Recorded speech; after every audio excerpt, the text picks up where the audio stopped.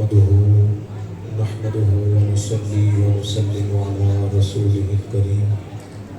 أما بعد فأعوذ بالله من الشيطان الرجيم بسم الله الرحمن الرحيم قل بفضل الله وبرحمته فبذلك فليفرحوا هو خير مما يجمعون صدق الله العظيم إن الله وملائكته يصلون على النبي يا أيها الذين آمنوا صلوا عليه وسلموا تسليما محبت کے ساتھ درود پاک پڑھیے الصلاۃ والسلام علیک سیدی یا رسول اللہ وعلی آلک واصحابک یا خاتم النبیین الصلاۃ والسلام علیک سیدی یا رحمۃ للعالمین وعلی آلک واصحابک یا خاتم النبیین خدا کرے کہ میری عرض پاک پر اترے خدا کرے کہ میری عرض پاک پر اترے وہ فصل گل جسے اندیشہ زوال نہ ہو یہاں جو سبزہ اگے وہ ہمیشہ سبز رہے یہاں جو سبزہ اگے وہ ہمیشہ سبز رہے اور ایسا سبز کہ جس کی کوئی مثال نہ ہو خدا کرے کہ میرے ہر ایک ہم وطن کے لیے خدا کرے کہ میرے ہر ایک ہم وطن کے لیے حیات ظلم نہ ہو زندگی وبال نہ ہو عبادت حمد و ثنا نہایت ہی واجب الاحترام برادر مکرم حضرت علامہ مولانا عمران صاحب سربری قادری دامت برکاتکم العالیہ جناب حافظ علی صاحب اور دیگر علماء کرام معزز سامعین و حاضرین آج ہم 78واں جشن یوم آزادی منانے کے لیے جمع ہوئے ہیں اللہ رب العالمین کے اس احسان اس نعمت اور اس رحمت پر اللہ کا شکر ادا کرنے کے لیے ہم سب جمع ہیں اللہ رب العالمین نے قرآن کریم میں ارشاد فرمایا قل بفضل اللہ وبرحمتہ فبذلک فلیفرحوا اے حبیب آپ ارشاد فرما دیجئے کہ اللہ کے فضل اور اس کی رحمت پر خوشی مناؤ سبحان اللہ ہم اللہ کی بارگاہ میں عرض کرتے ہیں یا باری تعالی تم نے ہمیں یہ تو بتا دیا کہ خوشی مناؤ اللہ کے فضل اور اس کی رحمت پر لیکن یا اللہ ہم خوشی کیسے منائیں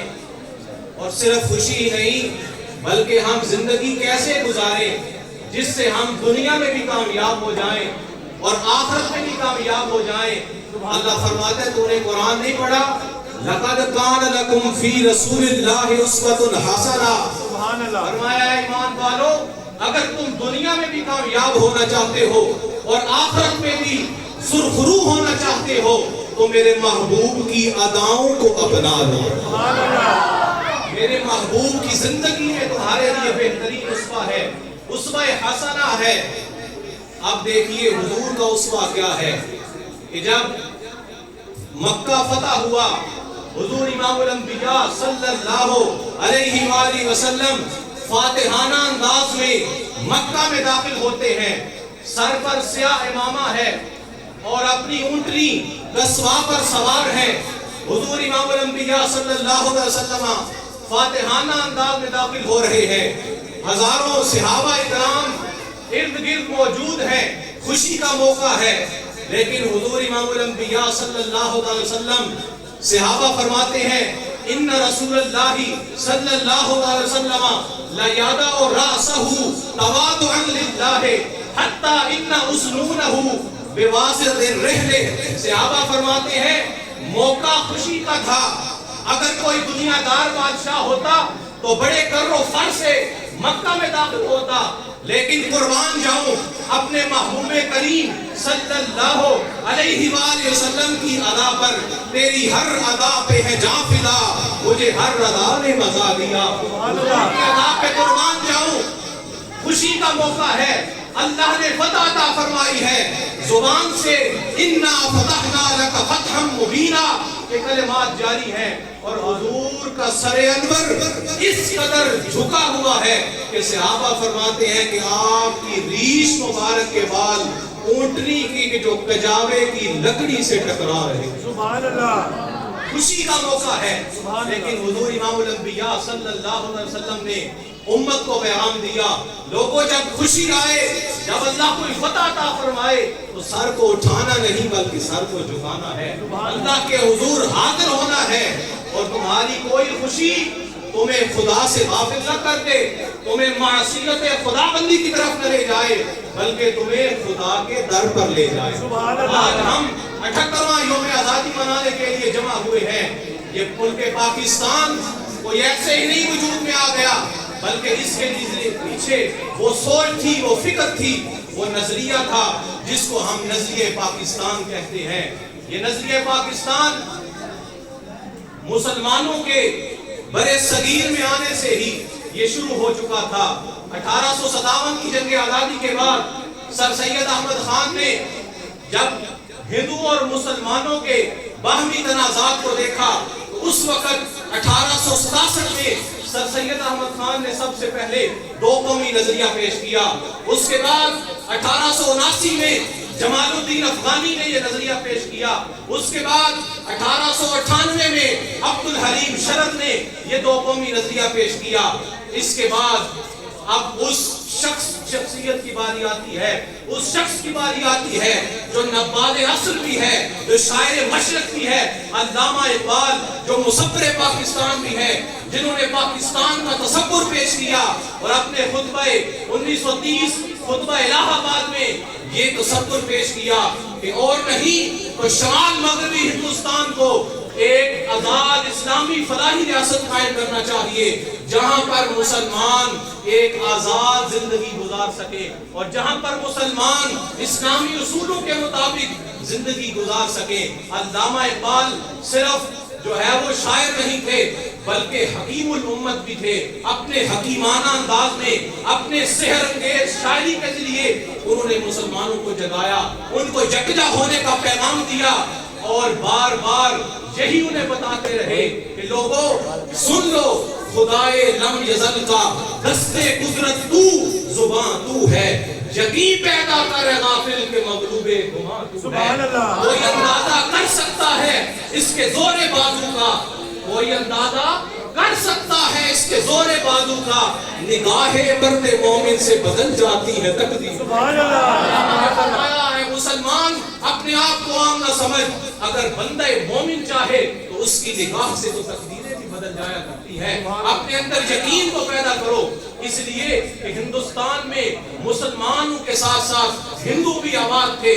اور کئی قومیں آباد تھیں، کئی مسلمانوں کی قسمیں آباد تھیں، جن کی نسلیں، جن کی ثقافتیں، جن کی روایات مختلف تھیں۔ صرف اسلام ہی ایک طاقت تھی، صرف اسلام ہی ایک واحد راستہ تھا جس کے سائے کے نیچے سارے مسلمان جمع ہو سکتے تھے اور ملت واحدہ بن سکتے تھے۔ علامہ اقبال نے اس تصور کو اپنی شاعری میں یوں پیش کیا: اپنی ملت پر قیاس اقوام مغرب سے نہ کر، خاص ہے ترکیب میں قوم رسول ہاشمی، ان کی جمعیت کا ہے ملک و نسب پر انصار، قوت مذہب سے مستحکم ہے جمعیت تیری، ایک ہو مسلم، ایک ہو مسلم، حرم کی پاسبانی کے لیے نیل کے ساحل سے لے کر تابخا کے کاشگر۔ علامہ نے فرمایا مسلمانوں اگر تم وحدت پیدا کرنا چاہتے ہو، اگر تم اتحاد پیدا کرنا چاہتے ہو، اس کا ایک ہی راستہ ہے، وہ صرف اور صرف اسلام ہے۔ علامہ کے بعد چودھری رحمت علی خان، جنہوں نے پاکستان کا نام تجویز کیا 1933 میں، ناؤ اینڈ نیور، اب یا پھر کبھی نہیں کے نام سے 4 صفحات پر مشکل کتاب تحریر کیا، جو کہ تحریک پاکستان کے لیے ایک مضبوط دیوار ثابت ہوا، اور مسلمانوں کے علاوہ دیگر قومیں بھی پاکستان کے نام کو جاننے لگیں، جنہوں نے پاکستان کا نام تجویز کیا۔ اس کے بعد قرارداد مقاصد، جس کو قرارداد لاہور بھی کہا جاتا ہے، 1940 میں ایک باقاعدہ طور پر ایک اسلامی فلاحی ریاست بطور پاکستان کا نظریہ پیش کیا گیا، جس میں قائد اعظم رحمت اللہ تعالی علیہ نے یہ کہا کہ ہندو اور مسلمان دو الگ الگ قومیں ہیں جن کے عقائد بالکل مختلف ہیں، جن کے نظریات بالکل مختلف ہیں، اور اگر ان دونوں کو یکجا کیا جائے تو برِ صغیر کی تباہی کے علاوہ اور کچھ نہیں ہو سکتا۔ اس لیے برطانیہ کو چاہیے کہ وہ نہایت ہی اچھے انداز میں دونوں کی پارٹیشن کر دے، دونوں کو ایک الگ الگ ریاست بنا دے، جس سے جو ہے مسلمان اپنے اسلام کے مطابق زندگی بسر کر سکے، ہندو اپنے مذہب کے مطابق زندگی بسر کر سکے۔ اور 1943 میں منعقدہ اجلاس، سالانہ منعقدہ اجلاس کراچی میں قائد اعظم نے فرمایا تھا، اور جتنے بھی بانیان پاکستان ہیں انہوں نے کبھی بھی پاکستان کو اسلام سے جدا نہیں کیا، اسلام کو پاکستان سے جدا نہیں کیا، بلکہ یہی کہتے رہے کہ لوگو، اے مسلمانوں، اگر تم کامیاب ہونا چاہتے ہو اس کا ایک ہی مقصد ہے، اس کا صرف اور صرف ایک اراد ہے، وہ اسلام ہے۔ سنیے قائد اعظم رحمت اللہ تعالی علیہ نے کراچی کے اجلاس میں جو 1943 میں ہوا کیا فرمایا؟ فرماتے ہیں وہ کون سا رشتہ ہے جس سے منسلک ہونے سے مسلمان جستے واحد کی طرح ہیں، وہ کون سی چٹان ہے جس پر اس ملت کی عمارت استوار ہے، وہ کون سا لنگر ہے جس سے اس امت کی کشتی محفوظ کر دی گئی ہے؟ فرماتے ہیں وہ رشتہ، وہ چٹان، وہ لنگر اللہ کی کتاب قرآن مجید ہے۔ اسی لیے علامہ اقبال نے بڑے خوبصورت انداز میں بیان فرمایا، فرماتے ہیں کہ تو ہمیں دانی کے آئین تو چیز، زیر گردوں سر تمکین تو چیز، گر تومی خواہی مسلمان زیستن، نیست ممکن جز قرآن زیستن۔ فرماتے ہیں مسلمان تو جانتا ہے تیرا آئین کیا ہے، تیرا دستور کیا ہے، تیری شان و شوکت کا راز کیا ہے۔ فرماتے ہیں اگر نہیں پتا میں تجھے بتاتا ہوں کہ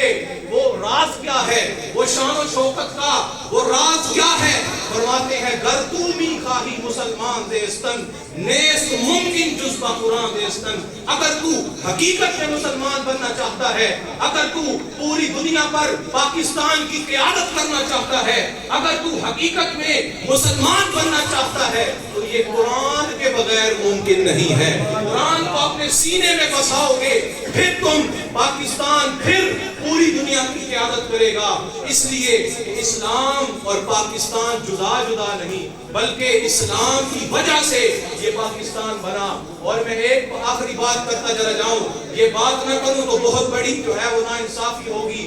اس تحریک آزادی میں ہمارے علماء کا بڑا کردار ہے۔ وہ علماء کرام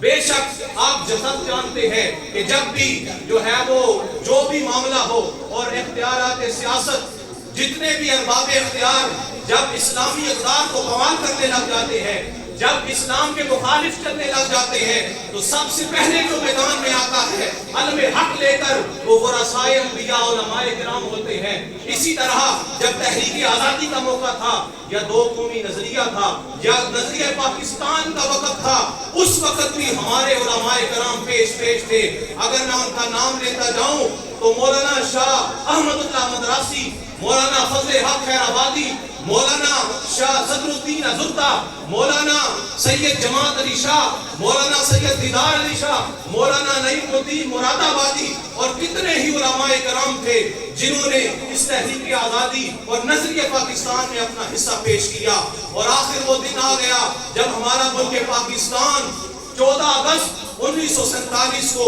مارز وجود میں آ گیا۔ اللہ نے ہمیں یہ ملک عطا فرمایا، اور جب بھی دشمن نے اس ملک کی طرف میلی آنکھ سے دیکھا، اس پاکستان کو ختم کرنا چاہا، تو بے شک سب تاریخ گواہ ہے کہ ہم نے ایک ہو کر، ہم نے یکجا ہو کر اس کا مقابلہ کیا۔ ہماری پاک فوج نے جو ضرب عضب اور ابھی جو مئی 2025 میں بنیان مرصوص کے نام سے دشمن پر ایسی کاری ضرب لگائی کہ رہتی دنیا تک دشمن یاد رکھے گا۔ اسی بارے میں علامہ اقبال نے کیا خوب فرمایا تھا، یہ غازی یہ تیرے پراسرار بندے جنہیں تو نے بخشا ہے ذوق خدائی، دو نیم ان کی ٹھوکر سے صحرا و دریا سمٹ کر پہاڑ ان کی ہیبت سے رائی، شہادت ہے مطلوب و مقصود مومن، نہ مانے غنیمت نہ کشور کشائی۔ اللہ قیامت تک ہمارے ملک پاکستان کو سلامت رکھے۔ پاکستان کا مطلب کیا؟ لا الہ الا اللہ محمد رسول اللہ وما علیہ الا البلاغ۔